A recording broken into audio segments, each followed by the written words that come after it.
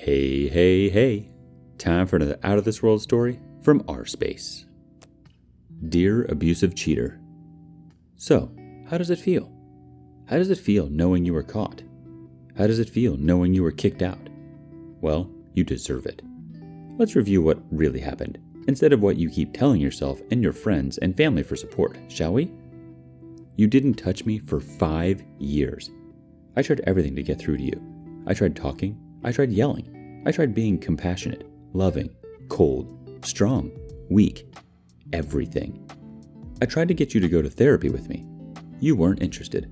I told you that you're not touching me and treating me like nothing but a roommate made me feel so bad about myself that I was contemplating suicide. You still weren't interested. I did my best to cope, even though this was affecting my health and emotional well-being. You still weren't interested.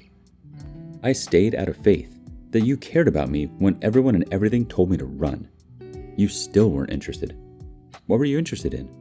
Besides keeping me around for my cleaning skills and salary? Him. A UPS man. Oh, he just gave me his number in case I need to schedule a special pickup. Seriously? Did you think I'd buy that? You were interested in having an emotional affair with him. You were interested in sending him the loving texts you hadn't sent me in years. You were interested in hiding your whereabouts from me. You were interested in exhibiting all the signs of cheating. Yes, I read the texts on your watch. I saw your passcode once and kept that secret because I was starting not to trust you. Yes, I was bad about money. I even lied about money and was terrible with spending. Did that give you the right to send those texts? There was no excuse for cheating, so no. You were the one that forgot your watch at home. Was that intentional? I doubt it. So I read the texts. Honey, this, sweetie, that. You couldn't wait to see his handsome face. He was the best part of your 2021? Not me? Not your son? You've got to be freaking kidding me. After 5 years of ignoring me, that is your exit strategy? Remember how you tried to explain the texts away? Oh, he's a friend. That's how I talk to my friends. Are you for real? I have many female friends, and I can promise you that is not how friends talk to friends. That is how you deal with the fact that you're an emotional abuser? I was done. Like a light switch, any feelings I had left for you instantly shut off. I was done. Finally done. I can deal with a lot. You are proof of that. But I cannot deal with a cheater. Not even an emotional cheater. So I ignored you all weekend. Headphones on. To me, you were a stranger and a virus I had to get rid of. A toxin to be purged. So how does it feel? How does it feel to be called out? Perhaps you should have changed your passcode? Perhaps you should have actually been looking for an apartment instead of lying to me when I confronted you. You were caught. You were exposed. And I wanted you out. Not your son. You. I couldn't even stand to look at you. You had years to either leave or work on our issues. Instead, you decided to have your cake and eat it too. To have your fun while I suffered in silence. So then, you suffered. You had to leave early and come home after I fell asleep to avoid me out of shame. Out of an inability to face your actions. You couldn't even let me know when you were moving. All I got was 2 weeks. I had to ask you twice, remember? When the F are you leaving? Now I was the one that was cold, unfeeling. All I wanted was you gone. Out of my life forever. I know it's not Christian to wish ill on your enemies. The Bible says to love your enemy. But I loved seeing you suffer. Seeing you scared. Knowing you had nowhere to go. Knowing you had to deal with the huge car payment. One instance where having bad credit came in handy. I loved seeing you having to hide behind your son's horrible girlfriend, too scared to even speak for yourself anymore. Where's the cold indifference now? Where's the, meh, I don't know, I just don't want to, now? Seeing you grab what you could, running out as fast as you can with that little monster for cover, screaming at me while you stayed in silence was something I so richly deserved. Am I right? Are you staying with your son's girlfriend's family like your son all but admitted? 2 weeks ago you had a home. Now you have a bedroom. And 2 of our 5 beloved cats? You better be good to them. I've already put my rescue friends on notice, and none of them liked you. So how does it feel? Living so greatly reduced. hiding with her family, running away in shame, leaving half of your belongings behind for me to donate or throw out. How does it feel when you lay your hand on a strange pillow at night with nothing but your guilt for company? I made a lot of mistakes, but I own them, and now I am in therapy to learn why I did them and better myself. I found God again. I found my parents again. I found my life again. I am learning that I am loved. I am healing. So tell me, how does it feel? Don't bother. I've blocked you. Me. P.S. The hits just keep coming. Guess what I found while throwing out your crap this morning? You took out a credit card without telling me in 2020, all the while crying poverty to me. When I had to raise the $1,500 for my cat's operation? Really? What else did you lie about? Update. Everything is different. For background on what happened, see my first post here. Dear Abusive Cheater, Surviving Infidelity. Last night, my ex-roommate's son surprised me by showing up to pick up the last 2 boxes of things he had left behind. I was doing laundry, and there he was, in the other half of my apartment that isn't apartment. He didn't want to bother me, so he just knocked on the door upstairs, and they let him in. Wasn't sure I'd be here. I ask how he is. Everything is different now, he says. I hug him, tell him I missed him, and that he is always welcome here. He is staying with his girlfriend's family now. I did not ask about her, nor did he say anything. Just the way I wanted it. After all, I have ghosted her and have moved on, even threw out or donated all that she left behind, save what is in the attic. My landlord and his family were gracious as always, and he left with his boxes and with he and I on good terms. Told him not to be a stranger. I hope he won't be. Everything is different, indeed. I felt a vibe of his being stressed, strained, and that all is clearly not well now that I've dumped and kicked out his cheating mother. Yet, she is still his mother, and I feel for the kid. Everything is different. Thanks to his mother, they are indeed. Final update. 6 weeks later, best thing to ever happen to me. 6 weeks ago tonight, I got my life back. I called her out on her cheating. I let her know that I knew, that I saw the texts, that what I suspected was true. I dumped her on the spot. I kicked her out. Seems like so much longer in the best possible way. Now, 6 weeks later, I have my life back.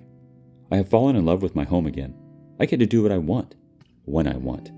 My living room is just that, a living room, and not just the couch she slept on every night for the last 3 years of our 9 years together. I am me again. I am back. No more sitting in the next room fighting the urge to end my life. I am in therapy and enjoying each day. Should have done this long ago. If you're going through what I went through, listen to me. It gets better. It gets easier. It wasn't your fault. You will make it through this. Life is great. We've got some reactions to this poetry from No Balance 5882. I dumped her on the spot. My man. F yeah. Good luck with your life, bro. Have fun. Don't be a dick to random girls and enjoy. Next response from Armor Teague 227. I dumped her on the spot. I kicked her out. Now, 6 weeks later, I have my life back. Good man. And one more response from Save Pongo. I also dumped my ex on the spot. Kicked him out. Spoke to him only about logistics of separating from D-Day forward. Absolute best possible thing I could have done. I love my new life. Congrats, OP. On to the next adventure. I feel like each day I am sinking more and more into this self-inflicted insanity. I need advice, or at least someone to hear my story. I, 34 male, have been married to my wife, 32 female, for 8.5 years. 2 children, 3, 6. The first domino fell in 2018 when I found out my wife was talking to an abusive ex she dated briefly in high school. She admitted he reached out, but said she was only talking to him because he was suicidal and she was going to cut him off soon. All the signs were there. The constant texts, looking at her phone. Long story short, I found out they were sexting and planning on meeting up, but never did. She changed her number, blocked him, and swore she would never talk to him again. She said there was this trauma since he was her first, and it was borderline rape, and that's the only reason she talked to him, and is working on it. Fast forward to 2021. I bought a trip for her to go to Florida solo. Found out she was texting a different ex, asking him to meet her during the trip. He didn't go, but she got mad at me when I said it was a big deal. I invited other friends too, she claimed. The other 3 friends were all female friends of hers. That was the first big fight this year. Now fast forward to October of this year. She started hanging out with a single friend all the time, who introduces a guy to her. Around this time, she tells me that she would stop focusing on our marriage and just focus on the kids. Her and this guy text each other 6,000 times in a 2-month span. Sexting, multiple times she said she's done talking to him, but I keep finding evidence. She claims they've only made out 3 times, but I'm sure it was 100 times worse. Each day I live with this pain in my heart, that another man has had his way with my wife. I wish it was a simple divorce and move on, but when you have an emotional child who doesn't understand this but just wants her parents together, and my wife who's threatened suicide each time, crap hits the fan. I feel like I'm stuck in this hell. If I stay, I feel like I'll inevitably go crazy and lose myself. If I go, I feel like I'll hurt my family, and what if my wife was telling the truth and it was just some kissing, which still hurts? Our first response is from PanConjamon96. She essentially laid out her choice to you with the "let's focus on the kids" comment. She knows what she's doing. This is clearly stressing you out, and it's not worth going through it. Even for your kids. I'd say go through with the divorce. Talk to your kids about it and let them know it won't change the relationship you have with them. DOP responds, "It's just hard because I've tried to be the good guy in their eyes, and she's twisted it almost to the kids and her family. If I divorce, I'm the bad guy then." Our next comment from Soap May Throwaway. Why hide it? Affairs thrive in the dark, where they can be secretive and exciting. Expose it for how sleazy it actually is. Just tell family the truth. And then the kids, when they're older? I'd just say, she can't stop contacting exes, sending them nude pictures and asking them to have sex with her. Even though she's dumb and keeps getting caught, I've asked her to stop on multiple occasions at this point. It feels pathetic and pointless to carry on a sham marriage. What would you do? It's obvious what to do. Divorce her. Our next comment from Scary Inspector 8315. Unfortunately, it's never just kissing, and even in the imaginary possibility it was, it's still unforgivable. Just divorce, man. Either you or your wife. Clearly, you are at your limits, psychologically speaking. Stop torturing yourself because of children wanting parents together stuff. Never stay for the kids. If she threats suicide, call the 911 or whatever. You send suicidal people. Edit.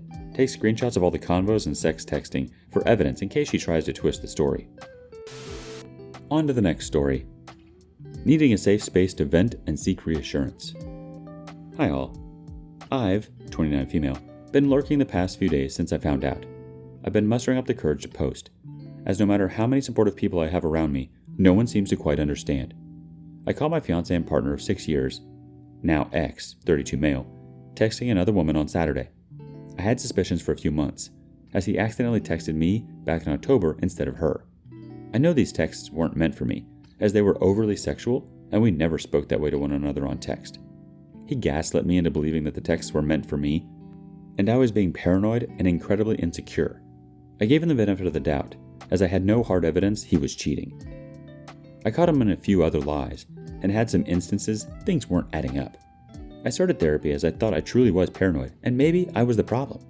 We moved forward with wedding planning. As our wedding was booked and scheduled for this December, I even bought a dress 2 weeks ago. Fast forward to this previous Saturday, he was in the shower. His phone vibrated, but there was nothing on the screen. I thought that was odd, so I unlocked it. I never went through his phone, and I am so glad I did this time. And sure enough, there was a text from a woman saying, "Good morning, baby," and asking about his work schedule. The text was silenced, and all previous texts were deleted. I questioned him about it immediately, and he tried playing it off like it was the wrong number. Mind you, he had her contact name saved in her phone. When I poked holes in all of his lies, he finally came clean. That he had been talking to this woman for the last 8 months, a high school crush. That the texts back in October were meant for this other woman. That he knew if he came clean, that I would leave him. He swears he never met up with her in person, because he knew he would physically cheat. But with the amount of lies and time he spent talking to her, I find that hard to believe. And that's exactly what I did. Left him. Told him to take his things and leave. He will not quit apologizing and trying to win me back. He seems remorseful, but I believe the relationship is damaged beyond repair. I canceled all of our wedding vendors yesterday. I'm not even angry, just incredibly hurt and sad. His family thinks I'm exaggerating and should give him another chance. However, I am sure they are unaware of the details. I guess I'm just looking for some reassurance and advice on how to move forward. Sorry for the long read, and I appreciate all who took the time to do so. Edit. I wrote this out and posted it because I couldn't sleep. Just woke up, and wow, am I blown away. Thank you to everyone for all of your kind words and support. I didn't realize how much I truly needed it. Thank you. Our first response from BBC91. Good for you. I wish I was as strong as you. I stayed and it's hard. Finally just left him this week, after years of trying. I wish I had your strength and left. Anyway, he wasn't respecting you and he was manipulating you, making you believe it's you. You did the right thing. Wishing you all the best. The OP responds, you were strong too, you left him. I hope you are doing okay. Rad to the Bone 22 chimes in next. OMG, I'm so sorry this has happened to you. I'm in a similar situation. 30 female, fiancé of 7 years, cheated with his married coworker. All wedding plans canceled. It took me 2 weeks just to stop the feeling of shock of the betrayal and to say goodbye to what I thought was my dream wedding. I'm 4 or 5 weeks out from D-Day. Time has been a blur, and it's really helped me settle. Also, no contact with my ex, but I will have to break that soon to help him move out of our house. If you're like me, you will go through the roller coaster of emotions, which also angered me because I did not consent to hop on this ride. Lean on your friends and family. Mine have kept me very busy. I've also had weekly therapy sessions to help with this. If you have access to therapy, I would recommend it. As far as taking him back, that is up to you. I would refrain from asking the opinions of family and friends. This is your relationship and your life. I wasn't willing to risk another failed wedding. Starting over at 30 sounds better to me than starting over at 31. Hang in there. The OP responds, oh wow, I'm so sorry to you as well. Sadly, I'm afraid that I will never want this dream wedding that I have been planning for so long in the future. It feels too tainted. Starting over at 30 does sound scary, but you are so right. Better than having to do it again in a few weeks, months, years. And this is easier than divorcing. I have to assume. Thank you for sharing your experience with me, and again, I'm so sorry to hear of your situation. Our next opinion is from Reasonable Doubt 59. If he knows you would leave him if you knew the truth, then he knows it was wrong. This isn't a man you want to tie yourself to. Add the lying to your face and gaslighting you into thinking you have mental issues, and it all points to someone who is willing to freely abuse you to allow him to behave trashy. He fails the basic human dignity test. He will only continue to abuse you, as well as any children you might have together. He's truly not a good person at all. It's not you that is the problem, but he is the problem that you need to correct. Bail out before the flames get too high. Good luck. Our last comment comes from Judgmental Panda. For starters, I think he is feeling guilt and/or regret, not remorse. Remorse would mean wanting to do whatever will help you heal. If that means separating and breaking up, a remorseful person would understand and back off. They might not want to break up, but they would be more concerned with your wants, what you feel is needed to heal. Not to say he is incapable of being remorseful, but that coupled with the fact he is allowing his family to criticize you means whatever he is currently, it is not remorse. So while I typically avoid giving concrete advice on what to do, i.e. reconcile or break up, I do think that it is important to know that reconciling would require him to actually be remorseful. The fact that he is currently not remorseful means it would fail even if you wanted to reconcile. Reconciliation does not require remorse, and you cannot force someone to be remorseful. Thus, I think recognizing the difference between guilt, regret, and remorse may help build a little confidence in your own choice as being the right one. As for how to move on, time is the biggest contributor. How long exactly is hard to say since it varies so much from person to person. Therapy can help too, especially if you have no one supportive around, as just talking about your feelings aloud can help a lot. Taken from someone who tried to bury it approach, I personally flung myself into a very busy schedule to push it out of my mind. To some degree, it did help with the initial pain, but the insecurities don't necessarily go away with time. Also, no contact. Very hard to move on when you are constantly reminded of him. It takes a while to sort out your feelings, and being in constant contact just reshuffles those feelings. Even if you are on the fence, i.e. deciding between reconciling and leaving, I would still recommend a period of low to no contact in order to truly sort through your feelings. More than that, and it gets vaguer. Sadly, there is no concrete set of steps. Everyone's journey is different. For me, the gym helped a bit. Not so much with self-esteem personally, but more just helped with crashing immediately at night whereas before I would be stuck awake for over an hour with intrusive thoughts. Things that prevent you from spiraling would likely help too, such as hobbies. But again, time, social support, and no contact with your ex are the 3 biggest factors in terms of moving on.